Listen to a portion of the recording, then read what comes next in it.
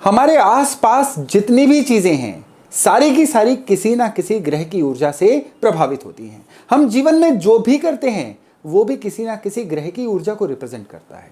लेकिन हमारे जीवन में ये ग्रहों की ऊर्जाएं किस तरह से पहचानी जाएं, इन ऊर्जाओं को अपने फायदे के लिए किस तरह से कंट्रोल किया जाए, मैं ये वीडियो उसी चर्चा को आगे बढ़ाने के लिए लेके आया हूं। पिछले वीडियो में मैंने ये डिस्कस किया था कि बृहस्पति, मंगल, चंद्रमा और बुध, इनकी ऊर्जाएं हमारे जीवन में अगर खराब हैं तो इनको किस तरह से पहचानें। अगर आपने वो वीडियो अभी तक नहीं देखा है तो ये वीडियो जरूर देखिएगा। और उसके बाद इस चर्चा को आगे बढ़ाते हुए मैं आज डिस्कस करने वाला हूं कि किस तरह से शुक्र, शनि, राहु, केतु और सूरज, ये 5 ग्रह जो हैं हमारे जीवन को प्रभावित करते हैं।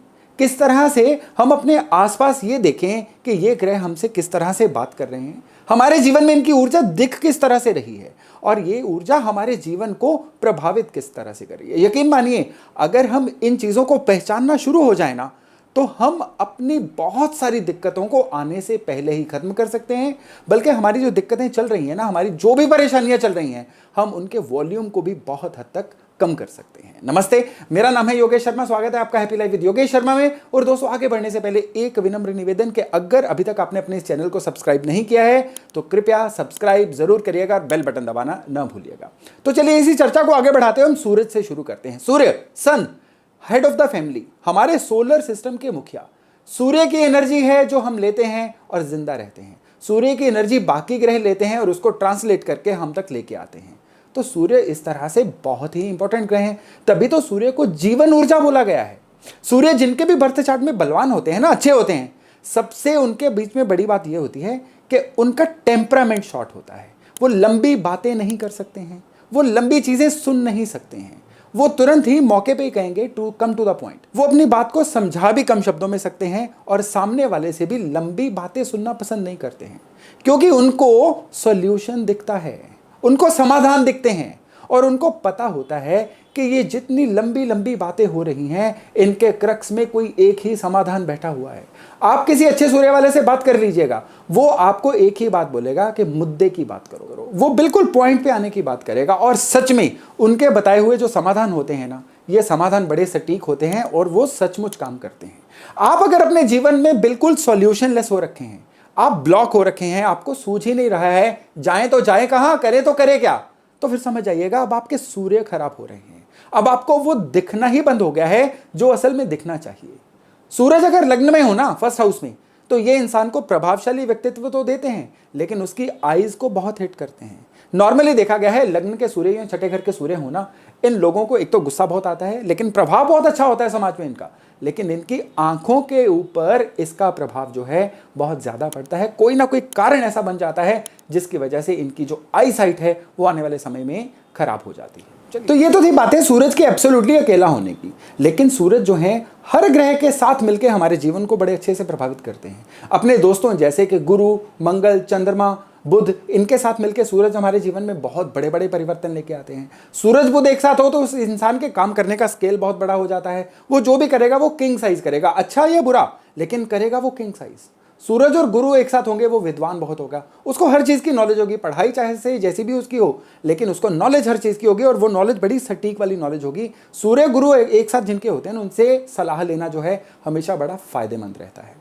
सूरज मंगल एक साथ हो, दोनों ही गर्म ग्रह, अब इतनी गर्मी एक साथ होगी ना तो ये चंद्रमा को सुखाएगी। जिनके भी बर्थ चार्ट में सूरज मंगल एक साथ होंगे, एक तो गुस्से वाले बहुत होंगे, लेकिन उनके बर्थ चार्ट में चंद्रमा के रिजल्ट बड़े कमजोर हो जाएंगे।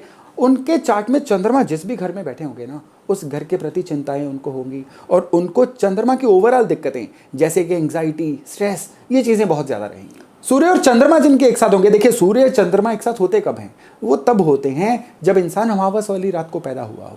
हालांकि दोनों दोस्त हैं, लेकिन सूर्य चंद्रमा एक साथ होना ये बर्थ चार्ट की सेहत के लिए अच्छा शगुन नहीं होता है। यहाँ पे सूर्य तो बलवान रहते हैं लेकिन चंद्रमा बहुत ज्यादा वीक हो जाते हैं और कई बार चंद्रमा अस्त भी हो जाते हैं। इसकी वजह से जीवन में हेल्थ से संबंधित या मनोदशा से संबंधित कई दिक्कतें इंसान को आ जाती हैं। अब सूरज अगर शनि के साथ हो, अपने दुश्मन के साथ, तो ऐसे इंसान का वैवाहिक जीवन कई बार खराब होता देखा गया है या शादी लेट होती है। इन लोगों के बर्थ चार्ट के जो मंगल होते हैं ना, ये भी खराब हो जाते हैं। यानी सूर्य शनि एक साथ इकट्ठे होंगे ना, सूरज शनि अपने खराब रिजल्ट तो देंगे देंगे, बर्थ चार्ट में जहां पे मंगल बैठे होंगे वहां के नतीजे भी खराब हो जाएंगे। सूरज अगर राहु के साथ हो तो ग्रहण दोष कहलाता है। अब इन लोगों को कई बार देखा गया है पितृदोष जैसे सिम्टम देखने को मिलते हैं, या इन लोगों के जीवन में एक पैटर्न बन जाता है अचानक से होने वाली खराब घटनाओं का, जो इनके जीवन में बारी बारी से आके परेशानियां इनको देती ही रहती हैं। सूर्य केतु अर्धग्रहण योग बोला गया है, लेकिन इस योग में सूर्य को खराबी नहीं होती है, लेकिन बर्थ चार्ट में जिस भी घर में ये योग होता है ना, उस घर के प्रति इन लोगों को खराब रिजल्ट मिल जाते हैं। सूर्य के बाद अगर बात करें शुक्र की, देखिए शुक्र क्या है? शुक्र है जो हम जगत को दिखते हैं। सूर्य क्या है? जो हम असल में खुद होते हैं। लेकिन शुक्र क्या है? जैसा हम जगत को दिखाना चाहते हैं। शुक्र खराब होगा, आप जितने मर्जी अच्छे हो जाइए, दुनिया आपको अच्छा मानेंगी नहीं, आपकी ब्रांडिंग ही नहीं हो पाएगी। यानी अगर आप चाहते हैं आप दुनिया को अच्छे दिखें, अगर आप चाहते हैं आपका प्रभाव बने, तो आपको अपने शुक्र को पहचानना होगा, शुक्र को सही करना होगा। आपने कई बार देखा होगा, कई लोग हैं जिनके पास पैसा भी अच्छा होता है, जिनकी काबिलियत भी अच्छी होती है, लेकिन उनकी लुक्स कुछ ऐसी खराब होती हैं, या उनका रहन सहन ऐसा होता है, या कुछ वो बिल्कुल इस तरह से इग्नोर्ड से अपने आप को रखते हैं कि वो लोग उनको जज ही सही नहीं कर पाते। वो जब तक उनके साथ डील ना किया जाए, उनकी रियल वर्थ ही नहीं पता लगती। यानी उन लोगों को शुरुआत में अपने आप को इंट्रोड्यूस करवाने के लिए बड़ी मेहनत करनी पड़ती है।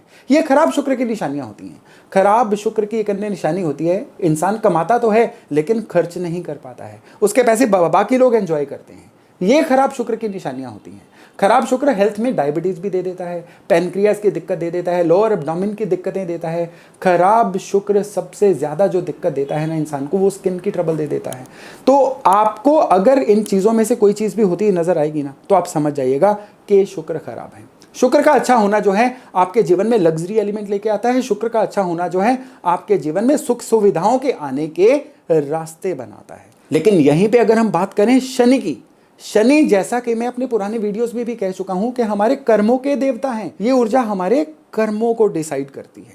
हम क्या करते हैं, उस चीज का हमें क्या रिजल्ट आता है, ये सारी की सारी चीजें शनि के अंडर आती हैं। देखिए हमारे जीवन में सबसे इंपॉर्टेंट क्या है? सबसे इंपॉर्टेंट है कि हम जीवन में कर्म क्या कर रहे हैं। वो कहावत है ना कि कोई अगर आपसे पूछता है कि आप क्या करते हो, तो दरअसल वो ये अंदाजा लगा रहा है कि आपको इज्जत कितनी देनी है। जी सीधी बात है, आप समाज में कितनी इज्जत कमाते हो, उसका सीधा सीधा वो डिपेंड करता है कि आप जीवन में कर क्या रहे हो। तो कर क्या रहे हो कि ऊर्जा कौन कंट्रोल करता है? शनि कंट्रोल करते हैं। देखिए हम फल की इच्छा किए बिना कोई कर्म नहीं कर पाते हैं, और आप कर सकते भी नहीं हैं, क्योंकि आपको जब तक एक आइडिया ना हो कि ये कर्म करने का आपको जीवन में फायदा क्या मिलेगा, आपके पास कोई मोटिवेशन ही नहीं रह जाती है। तो आपके कर्म का फल यानी आपकी इनकम, आपकी इच्छा पूर्ति, ये भी शनि के अंडर आती है।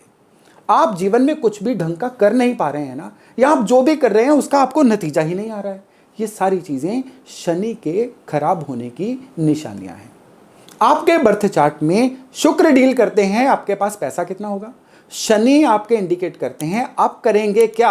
अब देखिए ये दो ऊर्जाएं कितनी इंपॉर्टेंट ऊर्जाएं हो गई। एक पैसे को डील कर रही है, एक आपके करियर को डील कर रही है। तो आपके बर्थ चार्ट में ये ध्यान से पॉइंट को समझिएगा, ये बहुत ही इंपॉर्टेंट पॉइंट होने वाला है कि आपके बर्थ चार्ट में अगर शुक्र और शनि कहीं पे भी बैठे हुए हों, वो आपस में 9-5 के एंगल पे हों, वो आपस में एक दूसरे को देख रहे हों, तो ये चीज इंडिकेट करती है कि वो इंसान अब अपने जीवन में कुछ तो अच्छा कर जाएगा। उसके जीवन में अड़चनें आएंगी क्योंकि बाकी ग्रह भी बैठे हुए हैं, लेकिन वो इन अड़चनों से पार पाके आगे बढ़ता चला जाएगा और तरक्की करता ही चला जाएगा। लेकिन यही शनि और शुक्र बर्थ चार्ट में आपस में किसी 6-8 जैसे एंगल पे बैठे हों, दुश्मन जैसे एंगल पे बैठे हों, खराब घरों में बैठे हों, तो ये इंडिकेट करता है कि अब आपके बर्थ चार्ट में जो भी ग्रह हों, जो भी योग हों, जो भी दशाएं हों, जैसा भी गोचर चले, अब काम और पैसे की अड़चनें जो हैं ये रिपीटेड इंटरवल पे आती रहेंगी। तब बहुत ज़रूरत होगी इनके एंगल को बैलेंस करने की, इनके एंगल को सही करने की। ये मैं आपको एक बहुत ही महत्वपूर्ण, बहुत ही बेसिक चीज़ें बता रहा हूँ। जिनके भी जीवन में करियर या पैसे से संबंधित दिक्कतें आ रही हैं ना, उनके लिए अपनी कुंडली में इस पॉइंट को जांचना बहुत ज़्यादा ज़रूरी है। और अब बात करते हैं राहु और केतु की। राहु और केतु को कार्मिक कंट्रोल प्लैनेट्स बोला जाता है, यानी आपके पिछले जन्मों के संचित कर्मों को आपके पास लाने वाला जो डाकिया है ना, ये राहु और केतु हैं। आपके बर्थ चार्ट में राहु और केतु जहां पे भी बैठे होंगे, ये जिन जिन राशियों में बैठे होंगे ना, उस राशि के स्वामी आपके कार्मिक कंट्रोल प्लैनेट बन जाते हैं। सपोज करिए राहु मेष में बैठे हुए हैं, अब आपके मंगल जो हैं ये कार्मिक कंट्रोल प्लैनेट होंगे। अगर राहु मेष में बैठे हैं तो तुला में बैठे होंगे, तुला राशि शुक्र की है। अब मंगल और शुक्र जो है ना, ये आपके जीवन के कर्म गति को कंट्रोल करने वाले प्लेनेट बनेंगे। मंगल या शुक्र की जब भी दशा अंतरदशा आएगी ना, आपको पिछले जन्मों के अच्छे या बुरे संचित कर्मों का रिजल्ट मिलता रहेगा। तो राहु और केतु को ढंग से समझना जरूरी है और इनको सही से डील करना जरूरी है। तभी ऐसा होता है ना कि राहु की दशा चल रही होती है, लेकिन लोग राहु के राशि लॉर्ड को चेक किए बिना केवल राहु के उपाय करते रह जाते हैं और उनको नतीजे नहीं आते हैं, क्योंकि वो दशा जो है वो तो पिछले जन्मों के कर्मों के रिजल्ट इन तक लेके आ रही है, अच्छे या बुरे। कई बार क्या होता है कि राहु बहुत अच्छे कर्मों को आप तक लाने वाले होते हैं, लेकिन राहु की बेसिक ऊर्जा को समझे बिना हम उसका उल्टा काम करना शुरू कर देते हैं और वो रिजल्ट हम तक पूरे ढंग से पहुंच ही नहीं पाते हैं।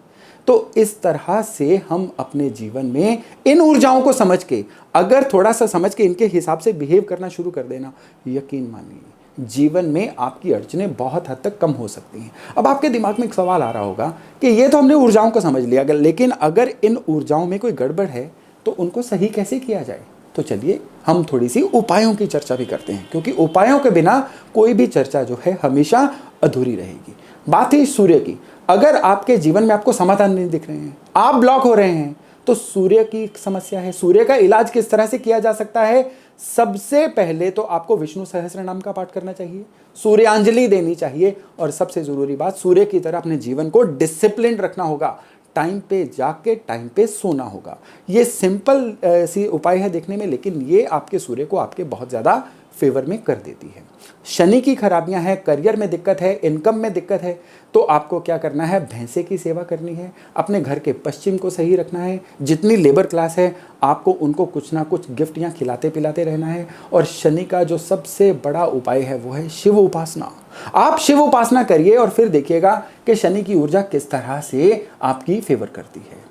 आपको शुक्र की दिक्कतें आ रही हैं तो आपको चाहिए जीवन साथी से बना के रखें, स्त्री जाति का सम्मान करें, गाय की सेवा करें। और अगर ये चीज़ें जो हैं आप ऑलरेडी कर रहे हैं लेकिन फिर भी शुक्र की कोई ना कोई कमी आपके जीवन में बनी हुई है, तो फिर आपको सबसे इंपॉर्टेंट उपाय शुक्र का बता रहा हूँ।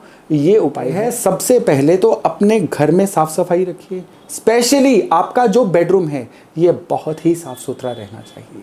ये सुनने में बड़ी साधारण रेमेडी है, लेकिन ये रेमेडी अगर आप करेंगे, यकीन मानिए आपके शुक्र जैसे भी आपके चार्ट में बैठे होंगे आपकी फेवर करनी शुरू कर देंगे। और राहु और केतु के लिए मैं ऑलरेडी बता चुका हूं कि जिन भी ग्रहों की राशियों में बैठे हुए हैं उन ग्रहों का इलाज आपको करना होगा।